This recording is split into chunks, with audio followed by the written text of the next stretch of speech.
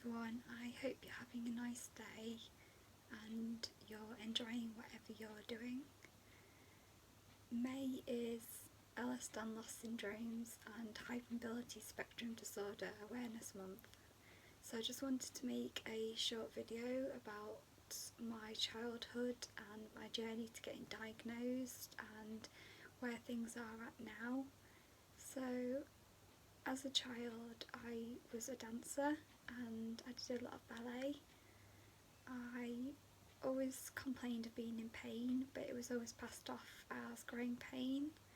I have a spinal curvature called hypolordosis, so the lower spine curves inwards. So at school, because of my spinal curvature, I had special accommodations. So I had a special desk that tilted so that I wasn't bent over to write, and I had a specialist supportive chair. And then in my 20s my health started to get a lot worse, so I was seeing more doctors, and it was actually my neurologist who picked up my hypermobility when he was assessing my mobility related to my neurological disorder. So back then it was called joint hypermobility syndrome, but he did question Ehlers-Danlos, but it wasn't his field. So he referred me onto a hypermobility specialist rheumatologist, and I saw her and she assessed my whole body basically.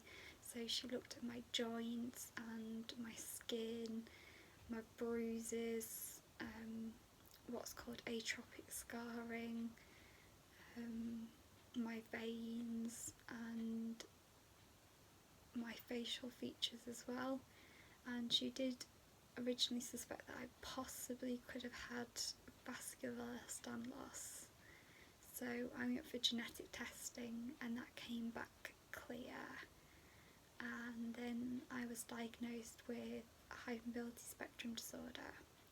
But since then I've also been diagnosed with hypermobile Ehlers-Danlos.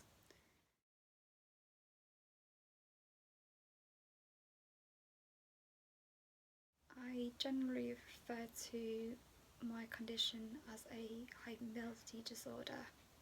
It just saves a mouthful of words that people don't understand.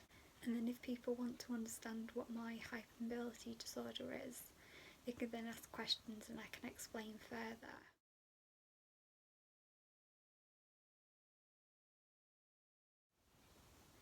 A lot of people with hypermobility disorders have secondary problems. So I'm under gastroenterology and a dietitian, and I have something called intestinal dysmotility, which basically means that my digestive system works very slowly. I'm also under urology, and I'm also under pain management, and the pain management physiotherapist that I see specialises in hypermobility, and she actually has hypermobility herself, and it's really refreshing and helpful to speak to somebody who gets it and understands it. And now that I know I have a hypermobility disorder, I know what's wrong with me, and I feel like things are getting sorted now.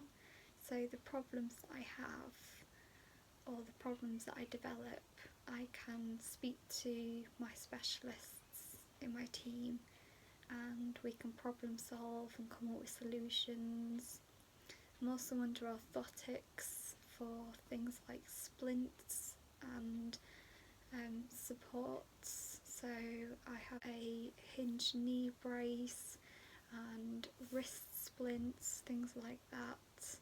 I don't wear them all the time because if you wear them all the time the joint becomes too weak, so I just wear them when I need to. For example, if I'm doing some crocheting. Now I feel quite positive having received a diagnosis. rather than living with this undiagnosed like I was as a child, just being told I was experiencing growing pain, when actually looking back now I can see that I did have a hypermobility disorder as a child. It just wasn't diagnosed at the time. If you've got any questions and want to know more about getting diagnosed, if you're in the process of getting diagnosed yourself, or if you've got any questions and want to know more about the condition, just comment below. I hope this video has been helpful. I'm going to make another video about what is Ehlers-Danlos and hypermobility spectrum disorder, but this video I just wanted to do a personal video on my journey and my story. So I'll leave it there and say bye for now.